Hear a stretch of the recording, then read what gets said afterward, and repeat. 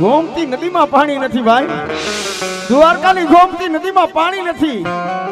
અને બાપ આવું દ્રશ્ય જોયું. દ્વારકાના રાય રણછોડની મૂર્તિમાંથી માંડ્યા હતા આહુડા પડવા ભાઈ. આહુડાની ધાર એ ગોમતી નદીમાં આવી અને મૂળુને બાપ ગોમતીમાં નવરાવ્યો મારી ગાંડીએ.